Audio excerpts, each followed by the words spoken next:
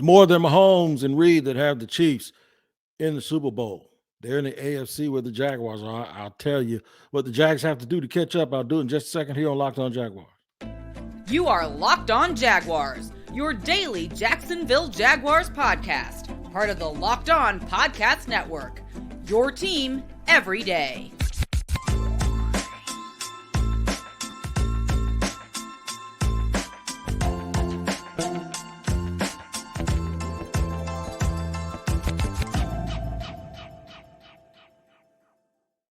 Thank you for joining me, Tony Wiggins, your host of Locked On Jaguars, your daily Jacksonville Jaguars show, where it's free on all platforms and it's your team every day. And we thank you for making us your first listen. Like I said, you don't have to pay for it. Make sure you go to the YouTube page and like and subscribe. And wherever you get your podcast, make sure you tap in on a daily basis. This episode is brought to you by FanDuel Sportsbook, official sportsbook of the NFL.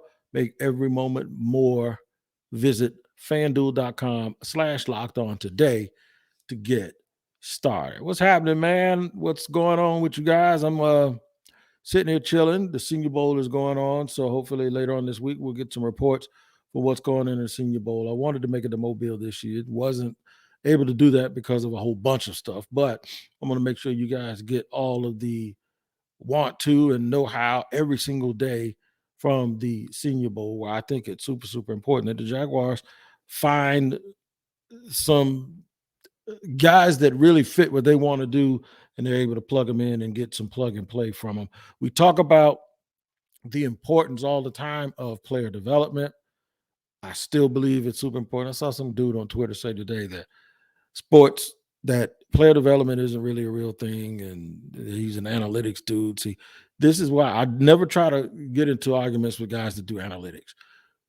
But your stuff can be true, but don't try to say things that are true to guys like me as if they don't exist. Player development absolutely exists in the NFL, and there are some teams that do it better than others, and that's why those teams seem to always make late runs into the playoffs. Louis Riddick posted something that was very, very interesting to me this morning. He posted the Chiefs 2022 draft, the Chiefs that are going to the Super Bowl, right? Their first round pick, McDuffie, the cornerback. Of course, we all knew he was going to be pretty good coming out of UW. George Karlaftis, who I had some doubts about coming out of Purdue. That was their 2 first-round picks. They're both starters. In the second round, they have a nickel. B. Cook is their nickel.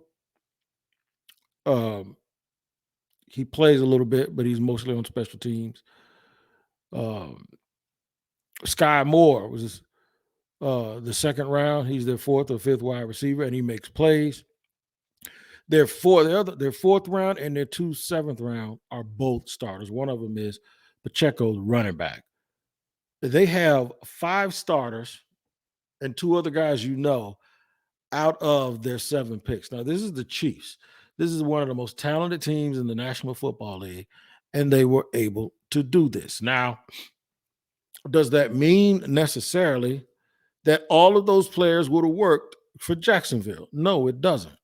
What it does mean, though, and this is the point that I want to hammer home so bad, and this is the reason why I was saying, I'm not saying fire Trent Baalke, but what I am saying is get people that have a like-minded thought process.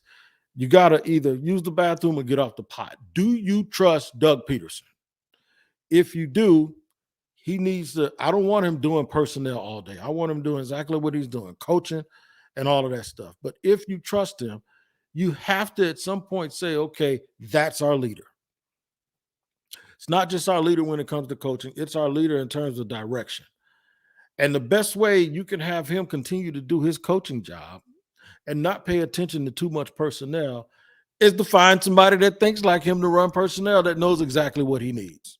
That doesn't mean you have to run Trent Baalke. That doesn't mean Trent Baalke can't run the scouting department. That doesn't mean Trent Baalke can't be the boss of the guy who runs the scouting department and the pro personnel department and just oversees everything. But they have to get more production out of those late round picks. You have to.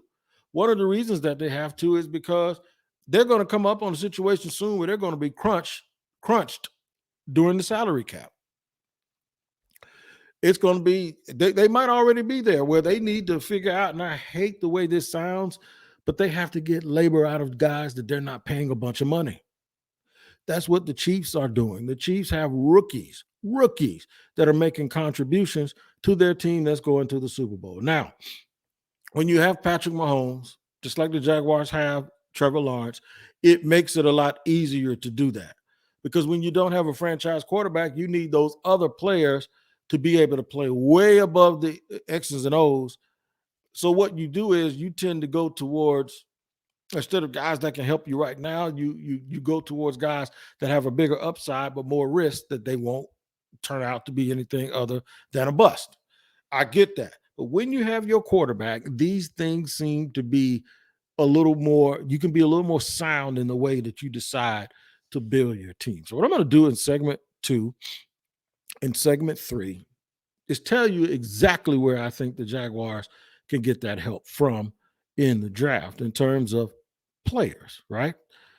And I'm going to also talk about free agency. A lot of talk about interior defensive tackles, interior pass rushers, right? And a lot of thought about certain guys that are going to be on the market. I'm going to tell you guys it might be good or bad for this team and why you got to be extremely careful in how you choose a guy. I see a lot of people loving on Javon Hargrove right now. That's good, but I'm going to remind folks of something that happened early in the year that makes me want to go, I don't know about that, and we'll talk about that also in segment 3. But we are going to look at some of the young players in the draft and the Senior Bowl who can come in and help the Jaguars right away. We're going to take a look at the guys that can do that early and some sleeper players that I kind of believe have a little bit of a leg up and will be ready to play. You can get away with that now. They'll be ready to play once they get to the National Football League, and that's because the Jaguars are going to pick people that fit what they're already going to do and that can help them now right away. Before we do that, I have to let you know that today's show is sponsored by Blue Nile. Valentine's Day is coming up, which means romance is in the air more than usual. I don't need to tell you, you love birds, that you probably had your date plans on the calendar for weeks, but have found the perfect Valentine's Day gift yet, have you? Whether you're celebrating this day of romance or whether you're ready to pop the question, you can find jewelry as unique as she is with the modern convenience of online shopping at BlueNile.com. At BlueNile.com, you can find the perfect piece of jewelry for life's special moments or even create the custom engagement ring of her dreams. Now, when we started doing this campaign a couple of years ago, I took advantage of it and bought my wife a timeless piece. At every time I want to remind her of how much I love her, I just point to her finger. You can do the same thing because right now you can save up to 50% at BlueNile.com. That's BlueNile.com, BlueNile.com for up to 50% off. BlueNile.com. Rolling along here on your daily Jacksonville Jaguars podcast. That's right, Locked On Jaguars. We're at your team every day, and we appreciate you making us your first listen. Locked On is headed to the Senior Bowl. There's a gang of us down there right now from the college and the pro side, so you can get inside analysis from the host that covered the NFL's next generation in college and find out which NFL draft boards these players will be climbing, all in one location. Subscribe to Locked On NFL Draft for nightly shows from the Senior Bowl on Tuesday, Wednesday, and Thursday at 9 p.m. I'll be tuning into that myself. Interior linemen. A lot of talk about interior linemen. We'll do that a little bit in segment 3. But I did a little research and I looked up and I found out where, in my opinion, the strength of the Senior Bowl classes. And there's a lot of guys that's not in the Senior Bowl, so it doesn't mean that your first pick is going to come from this group of players. If you go look at Senior Bowl and the Senior Bowl website, you'll see the roster of guys. So this is without me even looking. I looked at it this morning when I did my research. I'm going to tell you right now, for the last few years at the Senior Bowl, teams have really found a lot of value in many of the offensive linemen that played there. And I think the Jaguars need to tap back into that resource. It might be the first round or it might be later, but watching Philly and watching KC, and then watching the reason why probably Cincinnati is not there, gives me the idea that I'm just going to go overboard on the offensive line the way a lot of teams tend to go overboard on the defensive line. I'm going to sell out and say, look, we got 8 solid ones that we can mix and match, whether that be tapping back into free agency this year. You know, I'm a big Elton Jenkins fan because he can play left guard and he can swing out to play right tackle if you need him to. But I know a lot of people don't think we can do that because they don't even think we can keep Juwan Taylor, right? I want to be greedy. I want to say no. We have 8, and I'm not talking about 4 and then 2 other guys that we kind of like the way folks feel about Walker Little. No, I want to be sure about Walker Little before I make him a starter. And even if he's not a starter, I want to keep him. This is his 3rd year on his rookie deal. There's no need to rush. I want to make sure that Walker Little gets as big and as strong and as confident as he can, because I want a line that looks like the ones these teams going to the Super Bowl. Because I like Trevor so much, that's how much I want to protect Trevor Lawrence. So I think if you look at what's at the Senior Bowl, there are a couple of guys that might be first-round picks. Osiris Torrance is there. There's in the Senior Bowl, the reason why I wish I could go back this year, I wish I could have gone back, is because you get to stand there and see these dudes standing side by side, and you can look at the body types. Like last year, I'm not going to mention who it was. There was a dude that was like an All-American. I got to his little tiny legs to be somebody he was listed at 6'6", 320, but when I look at him, he looked like he was 6'4", 290, and all of his weight was in his belly. So you look at a guy like that and you go, side by side, what does it look like? And then you watch him work out and you see those little tiny legs getting pushed back, and you're saying, hey, man, that didn't look like when he had those big knee braces on in college. And the dude didn't get drafted last year. I don't even know if he made a team. I have to check. But he did not get drafted, and I think people saw exactly what I saw. One thing you can't hide from the face-to-face evaluation of these people, especially when you're standing in practice right next to a dude, and they know what they want their team to look like. Have y'all seen the girth, the absolute girth of the Philadelphia offensive linemen? That's why I'm eager to watch Chris Jones work this time against Philadelphia to see if he can get away with all that stuff he was getting away. And I'm not talking about anything illegal. I'm just talking about by being so damn good. Is he going to be able to do that against the Eagles in the Super Bowl? Because when you see these lines and you see KC is also big, but they're also very, very good in their technique. It's just going to take everything you got to win this Super Bowl. And I want the Jacksonville Jaguars to be in that situation. So offensive line is something that I believe there's a lot of help there in terms of the Senior Bowl. I think there's a lot of help in the secondary, believe it or not. I really like Jay Ward. I really like Jamie Robinson. They play a little bit differently. Jamie Robinson is a guy who most people are saying is a C.J. Gardner-Johnson type, who can play the slot as well as play safety, multiple positions. Jay Ward is the dude that he's just that thumper, and he's sudden, and he plays with violence, and he plays with this suddenness that just pops off tape.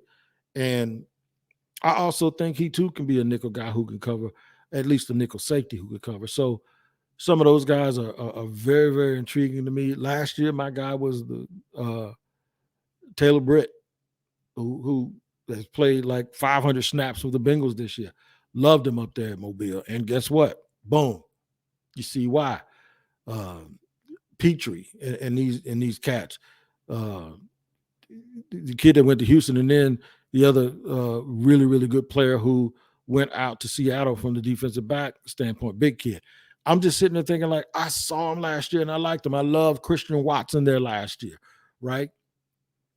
I just feel with the DBs and the offensive line, that's where the Jaguars can really, really eat, whether it's first round from people that are there or not there, and then extending all the way out into the 4th and maybe even the 5th round.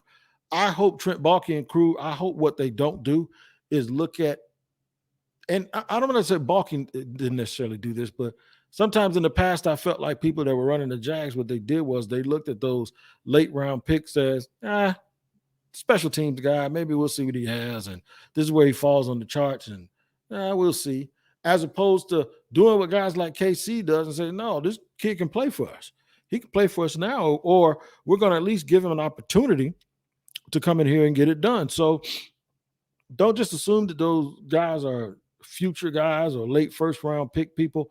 If you have an identity as a team, I want you to be able to go and say he fits what we do, and we're going to bring him in here and we're going to give him a shot.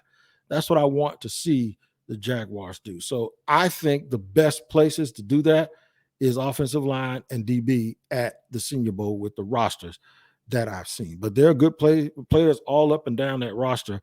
Defensive line, some nice receivers. You guys have heard me talk about Rashee Rice, who is also there. So we're going to make sure we keep you up to date, whether it's on Twitter or here, and have some guests later on this week about what's going on in Mobile. All right, I'm going to talk about interior pass rushers. I'm going to do that, try to fit it into the scheme of what the Jaguars have going on, and whether or not it's going to be something, in my opinion, that is doable because of the way the Jaguars are already structured. We'll take a look at all of that stuff in just a second here on Locked On Jaguars. I have to let you know that today's show is sponsored by FanDuel, and there's no one on this earth happier than me, Tony Wiggins, that FanDuel is now our sponsor, because I have been dealing with them for such a long time and have been wanting to tell you about them, but now I officially can do it here on our podcast. We are so excited because they're the number one sports book in America. And if you're new to FanDuel, that's even better. They have so many great features that make betting on sports fun and easy. Download FanDuel now so you can bet Super Bowl 57 with a no-sweat first bet. You'll get up to $3,000 back in bonus bets if your first bet does not win. FanDuel lets you bet on everything from the money line to point spreads to who will score a touchdown. I'm telling you, man, I'm 5 out of 7 on parlays every single year, and where I get my information from is FanDuel, and you can do the same thing. FanDuel Sportsbook app is safe, secure, and super easy to use. Best of all, you can get paid your winnings instantly. So join FanDuel today at FanDuel.com/lockedon to claim your no-sweat first bet on Super Bowl 57. That's FanDuel.com/lockedon. Make every moment more with FanDuel, the official sportsbook partner of the NFL. Running it down with you here on Locked On Jaguars, I am Tony Wiggins, and this is obviously your first listen because you're here with me every single day, and we appreciate you making us your first listen. Let me tell you something about the interior lineman. One, the Jaguars have Duron Hamilton, who I think is their best interior lineman, and he's probably also the dude playing for the least amount of money who is going to be here making a contribution next year. There's no way I would replace him in the lineup. If you're going to upgrade, you're going to do it with Foye Oluokun. However, not Foye Oluokun. What am I talking about? Foye Oluokun is a linebacker. Foley Fatukasi. I wanted to make sure I get that right. Foley Fatukasi, who they signed to a big money contract last year, coming in from New York. He got banged up. I believe he had a little bit of a leg issue in training camp that slowed him down. Sort of came on and played pretty well down the stretch. Not well enough, in my opinion, to justify his money. And also not well enough, in my opinion, because you're sitting here saying that they need more help at that position. And if they get more help at that position, you're not going to sit Duron Hamilton, who is the better of the two, in my opinion. Duron Hamilton will be coming into the last year of a rookie deal. It's a big dude. He's 6'4", 330 pounds. Now, they list Foye at 6'4". I don't think he's that tall. I think he's 6'2.5", and I think he probably does go over 315 or close to 320 bills. But it's different from Hamilton. Hamilton is a big, wide, big arm, big-handed. Foye has a little bit of a tire around his stomach. He's not just in the same shape, and he doesn't look like quite the same athlete as Duron Hamilton. So a little bit of an overspend, but that's okay. The Jaguars needed a lot of help, and I'm not saying he's not a good player, but we're sitting here talking about the fact that the Jaguars need help on the interior. People love Robertson-Harris, especially the way that he played down the stretch. I like Robertson-Harris too, but once again, we can't get to the point where we're satisfied because we like guys that are nice guys that play okay. We have to say that this team needs an upgrade on the interior. And two guys that stick out is Duron Payne, who I don't know if the Washington football team is going to stick a franchise tag on him. What I know is the Jaguars weren't able to block him when they played them, right? He's not as good of a pass rusher. Shout out to my man, Aaron Freeman from Locked On Falcons, because he brought this up, that the Falcons would actually prefer Javon Hargrove, who's the other guy I want to talk about, who is a pass rusher and who is an interior guy who can get sacks. I don't think he's the better player. I think Duron Payne is the better player. Aaron told me so much in his tweet, whoever gets the most sacks, in his opinion, is a better player because they need sacks. I get it. You want that influx of quarterback pressure up the middle on your team. But I also recall earlier this year when Philly could not stop the run against the Washington football team, and the next day, Washington went out and signed almost 800 pounds of beef in Ndamukong Suh and Linval Joseph, and that's because they got exposed not being able to stop the run. So if my main defensive tackle is a guy who plays next to a dude in Fletcher Cox, who most people consider a first ballot or close to a borderline Hall of Famer, if Javon Hargrove is so good, why would we need to go out and sign two guys to stop the run? That's where I think Duron Payne comes into play. Duron Payne is not as good of a pass rusher, although I think he did get double-digit sacks this year, but he is a very good guy with the run stopping, and I believe he's a real good combination of both of those things. He goes about 320 pounds at about 6'3.5", 6'4". It's going to cost you a pretty penny. So get ready, Jacksonville, that if you want to upgrade certain positions, you're going to have to upgrade those certain positions, and they're going to be redundant from positions where you already have guys that you pretty much like. But liking ain't going to get you to the Super Bowl. Loving is going to get you to the Super Bowl, and having guys in position where you point to them and say, we don't have to worry about that spot because he has that spot down packed. So I think if they're going to get any real help early in the draft or in free agency, if they're going to get real help that automatically gives them a spark that you don't have to say, I'm worried about that dude or I'm worried about this position. They're just going to have to pick one of those dudes in free agency or hit lightning in a bottle with a guy like Bryant Young, who's a real good three technique, I believe, coming out of Alabama. Maybe you get some help from some guys that are there in the second or third round, like a Gervon Dexter, who could add you some size and just make you a big, formidable group as a whole. And it might be one of those situations that you come away with a whole bunch of different dudes that you run in a little bit of a platoon system, because you can't do what you did last year, though. And that's after your 53-man roster is set, only have two guys that are 300 pounds. Can't do it. And then you go scrambling all year trying to plug and play guys off the practice squad. I said it when it happened that they shorthanded themselves on the interior when they decided to do things that way.